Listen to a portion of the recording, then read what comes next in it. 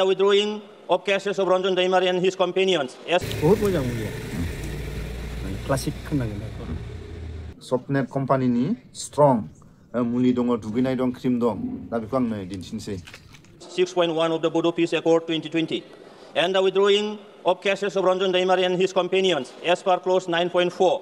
who are still languishing in jail today. खुलुमबाय बयनिसिमबो बे आंनि साखाथियाव बे थाबायबोबाय थानाय नुनाय बे गेदेरमाया सोर बोसोरसेनि बारा बिसनायावनो खिनाय हासुनाय बोखांनानै लांनांगौ बै गोजौनिफ्राय थाबायबोनाय बे लामाजों मेडिकेलाव लांनो थाखाय सानै मानसिया बामखांनानै लाबोनांगौ आरो मेडिकेलनिफ्राय लाबोफिनोबा सानै मानसिया बामखांनानै लांनांगौ बेबायदिमोन नाथाय बे थांनाय नभेम्बरनि 16 थारिखनिफ्राय मोनसे कम्पानिनि मुलि जानानै ओरैबायदि स्ट्रं जाबाय बे थांनाय 16 नभेम्बरनिफ्राय जुदि दिनैसिम खैदिन जाखो बोसोरसेनि बारा अबेबा डाक्टारनाव लाङो हामगोन खोमा होननानै अबेबा डाक्टाराव लाङो उमुक मेडिकेलाव उमुगाव मोजांनो बेबायदि बोसोरसे ओरै लांलाय 5-6 लाख थाखा बोसोरसेनि बारायाव माने बोसोरसेनि एसे बारबाय आरो 5-6 लाख थाखा ओरैनो थांबाय नाथाय 5-10 हाजाराव खोब बारा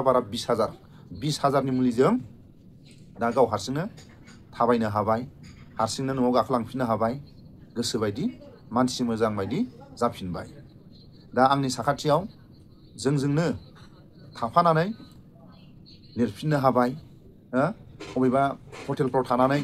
एखे लोगो ओंखाम जानो हाबाय दा नुदोंना माबायदि 6 लाख 5 लाख थाखा गारनानै स्ट्रं जायाखैमोन खुनु रिजाल्टखौ मोनाखैमोन नाथाय बे थांनाय 16 नभेम्बराव सासे मानसिखौ लोगो मोननानै जोबोद बे गेदेरमाया गावनि देहानि गोदोसोनानै थानाय बिसनायाव लेलाय थानो गोनां जानाय बे जोबोद 16 नभेम्बरनि थारिखआव सासे मानसिखौ लोगो मोननानै बे सारा 20,000सोनि मुलि जानानै दा स्ट्रं जाफिनबाय आरो बे आंनि साखाथियाव बायदिना लिरगासिनो दं आरो एखे लोगो ओंखाम जादों बे जोबोद बाख्नायथाव आरो लोगोसे आं बे कम्पानिनि स्ट्रं जोङो स्राब दुगैग्रा सब माने साफुन बेफोरखौ जोङो जाहा बायलाबायो दा आङो नैबे डब साफुना नैबे डब साफुन सबनेट कम्पानिनि सब माने दुगैग्रा साफुन आरो सबनेट कम्पानिनि बेसेबां स्ट्रं बेखौ आं दिन्थिनि दा नैबे दै बेयाव दै गैया नै दै गैया दा आं नैबे दैखौ आदा रानबाय नै आदा रानबाय आरो दा नैबेखौ आङो बे दैया जेनेबा लेथ्रा आरो दाथ' नोंथांमोननि खाथियाव आं नुहोनांगोन ना दैया लेथ्रा ना मोजां दा नै बे दैया लेथ्रा जाबाय आरो दा बेखौ नायदो बे कम्पानिया सबनेट कम्पानिनि स्ट्रं मुलि दङ दुगैनाय दं क्रिम दं दा बेखौ आंनो दिन्थिनोसै बे लेथ्रा दैखौ माने साफा खालायगोन आरो नै जेबो गैया नै बेयाव आं नै सोमबाय नै दा सोमबाय आरो नै सोमबाय ओमफ्राय नैबे डब साफुन नै बेखौ जाहाथा दखानाव मोनो दा बेखौ आं नै सोमनोसै नै सोमबाय आरो नै दा नायदो दसे थानानै दा नै जेबो माबा गैया बेहाय दा मोननैबो गोजा जानानै दं नै मोननैबो गोजा आरो ना मोननैबो गोजा बेबायदिनो अनेक मानसिफ्रा जाहाथा बायलाबायनानै फुयो बेयाव मानसिनाव माननाय जायो बे जाहाथा गोसोबायदि सोरबाया निजा खुलिबाय नैबेफोरखौल' बानायबाय खलथाफोरखौ बानायबाय मा होयो मा होआ नों आंहा बेखौ फुबाय मोखांफ्राव नायथावा माथावा सिथर जाबाय देहाफ्राव माननाय जाबाय बेबायदि जालाबायो आरो दा बिनि थाखायनो साबधान जानांगौ माने जाहाथा माने बायलाबायनानै फुननाङा माननाय जायो बे माननाय बेमार मानलुमानलाफ्रानो मानसिनि सायाव बुहुद देहाखौ लोरजिया खालामो बुजिबायना बुहुद लोरजिया खालामो आरो दा नै लासैनो नुलांबाय नैबे दैयाव गोजा दंमोन दा नैबे जेबो खालामनाखै नै गोजायानो गोजा बे दाननो हाया नै नुबाय नों नै बे दङ नै बेया नै दा गुफुर खालायजोब्बाय नै ओरैबायदि स्ट्रं आरो नै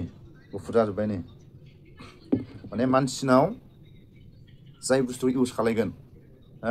जों थाबायलाबायो बायदिना बारफोरजों मोदोमाव माने मैलाफोर सिथाबो बेखौ जोङो दुगैनानै माने स्रां जानांगौ नाथाय जोङो मोदोमाव बानाय लेथ्राखौ जोङो साफा खालामालासिनो जाय बुस्थुखौ जों बायनानै लाबोयो बेयावनो माखासे कम्पानिफ्रा जिबायदि माखासे मेडिसिन होनांगौ बेखौ होआ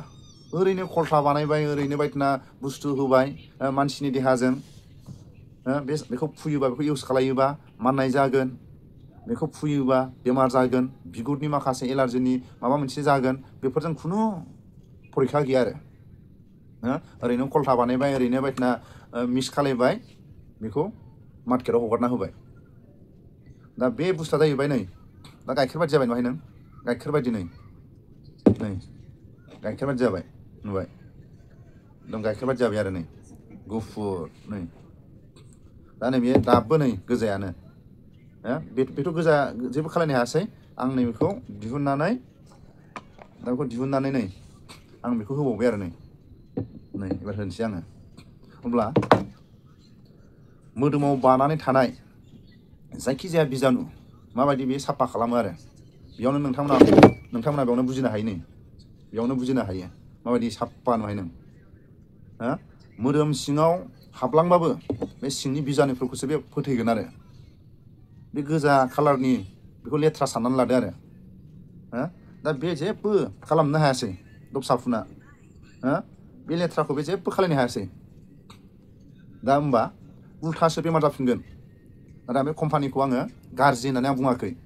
माने बेहाबो जथेस्थ' गावनि पावार दं जथेस्थ' पावार दं नाथाय जेरैबायदि मानसिनि देहायाव नांगौ जेरैबायदि माखासे दुगैयोबा बिजानुफोरखौ फोथैनो हानाय बायदि जानांगौ आरो स्ट्रं नङा होमबा स्ट्रं जानांगौ नाथाय बियो जेरैबायदि माखासे बिजानुखौ बुथारनांगौ बेखौ बुथारनो हायासै आरो बियो नाथाय गासिबो कम्पानिफ्रा मोजां नाथाय जेरैबायदि माखासे मानसिनि देहायाव माखासे बिजानुखौ सिफायनांगौ बा फोसाबनांगौ आरो देहा सिङाव हाबलाङोबाबो जेबो रिएक्सन जायो नाथाय बेफोरबायदि बुस्थुखौ जुदि जेबो फुनानै जेबो गावनो बायनानै जुदि जाथा जुदि फुनलाबायोबा आरो जासिनोबा मानलु मानलाया उल्थासो जायोबा होमबा माखौ आसा खालामनो थिग बेबायदिनो जोंनि गेजेराव जाथा बायलाबायनानै जों इउज खालायो बुजिबायना दा नै नायदो बेखौबो बे नै फोथैसिगोन आरो नै बेथ' हायाखैमोन नै बेथ' हायाखैमोन नै गुफुर जाहांबाय आरो नै बेबायदि आरो बेखौ आं फेंफोना खालामाखै दै फेंफोना खालामाखै नै बेबायदि आरो बिजानुखौ माने फोथैखायो आरो दा जोबोद बे दुगैग्रा सबल' नङा माने मेडिसिन दा बै सारा बे नुबाय थानाय सारा बे कम्पानिखौ जानानै आरो अनेक मानसियानो प्रमान मोनदों आरो बे कम्पानिखौ जानानै दा नोंथांमोना एसेबां बुजिनो हाबाय नङा होमबा नै माने बे दै लेथ्राखौ बा मानसिनाव जेनेबा जिखुनु जाया बिजानु दङबाबो बे गासिबो माने फुनाय लोगो लोगो सेस खालामखायो आरो बेबायदि फोसाबखायो आरो स्रां खालामो दा नोंथांमोना बुजिबाय दै लेथ्राजों दुगैयोबा मानसिनाव मानलु मानला जायो जि बुस्थुखौ जों आसा खालामो बे सबखौ फुयोबा माने साफुनखौ फुयोबा देहाया स्ट्रं जागोन मैलाफ्रा खारगोन नाथाय जों जाहा जों बायलाबायबाय बे इउज खालायनायजों जोंनाव बेमारासो उल्था जायो दा बेमारासो उल्था जायो दा बिनि थाखायनो बे कम्पानिखौ जुदि इउज खालायोबा नै इउज खालायोबा आं बेखौ दोनफिनबाय आरो नै दोनफिनबाय दा नायदो नै गोजाया बहा थांखो गोजाया बहा थांखो गासिबो नै नुबाय बेबायदि खालामो आरो आं मैयानि समाव एल'भेरानि आं देखायदोंमोन एल'भेरा मानसिनि उदै सिङाव थानाय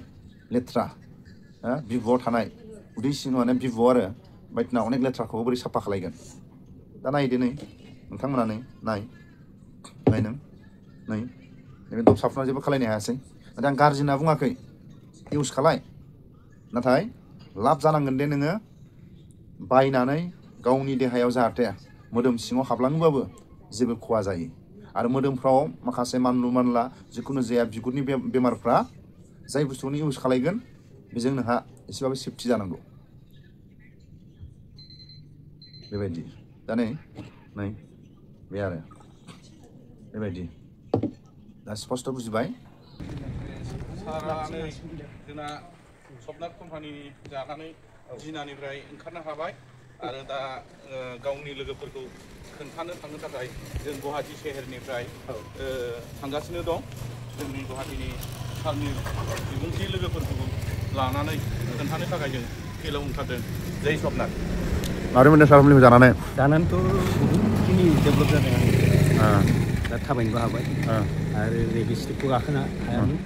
बेयाव माने मानसिफ्रासो बोखांनांगौमोन दिनै खिन्थु आं नै सारा नैबेखौनो गाखोनो हालांनो आरो बे लामाखौनो दा नैबेखौ गाखोनोबो हाबाय ओंखारनोबो हाबाय ना सार मोजां बहुत मोजां मुलिया क्लासिक होननांगोन सर जैसे कि हम सभी को मालूम है 2020 में हमारे बोडो जो एकॉर्ड हमने किया था भारत सरकार असम सरकार एप्सू के साथ सभी वहाँ के जो संगठन के साथ तो उसमें दो बड़ा विषय हमने वहाँ पर डिमांड्स भी हुआ वहाँ पर एकॉर्ड में उसका उल्लेख भी किया गया जो बोडो एकॉर्ड 2020 में सीरियल नंबर 7 में एक बहुत बड़ा एक एजुकेशनल इंस्टीट्यूट का रीजनल कैंपस तो उसका नाम है Indira Gandhi national tribal university तो उसका एक रीजनल कैंपस मेरा कॉन्स्टिट्यूंसी उदालगुरी डिस्ट्रिक्ट में भैरवकुंड में खोलने का तय हुआ था लेकिन अभी तक इसका विषय में आगे नहीं बढ़ा है मैं आपके माध्यम से भारत सरकार के शिक्षा मंत्री को आग्रह करता हूँ तुरंत Indira Gandhi national tribal university campus regional campus Bhairavkund में खोलने का कृपा करें। दूसरा सीरियल नंबर 9 में NIT national institute of technology उसका भी उल्लेख किया था सीरियल नंबर 9 में तो वो भी उदालगुरी डिस्ट्रिक्ट में खुलने का था अभी तक नहीं हुआ। मैं भारत सरकार से शिक्षा मंत्री को विनम्रता अनुरोध करता हूँ कि वहाँ पर ये दोनों इंस्टीट्यूट खोल करके वहाँ के ट्राइबल कम्युनिटीज़ को ट्राइबल यूथ्स को मौका दे शिक्षा में हायर एजुकेशन में उसको मौका दे। बहुत बहुत धन्यवाद। बसुमतारी जी आप बोलिए माइक आ जाएगा बोलिएगा। Sir, I am speaking about Bodo Peace Accord 2020. Sir, today my inner conscience is faced with troubling questions. Are accords with various groups of Northeast India, particularly the 6 scheduled councils, done to solve problems or to continue those problems? Recently, our UPPL party president Pramod Bora had also reflected that the peace accords are not just an election manifesto, but a solemn covenant written in the blood of martyrs, underscoring the sacrifices made during the decades of struggle in Bodoland. The people of Bodoland are filled with anguish due to the unfulfilled promises granting ST Hill status to the Bodos living in Karbi Anglong and Nansi Hill district of Assam as per clause 6.1 of the Bodo Peace Accord 2020, and the withdrawing of cases of Ranjan Daimari and his companions as per clause 9.4, who are still languishing in jail today. Sir, I am placing my demand. It is in this regard. Also, I demanded the government of India to expeditiously provide additional power to the Bodoland Territorial Region and the other autonomous district council under paragraph 3B of the 6th schedule by tabling and passing the Constitution 125th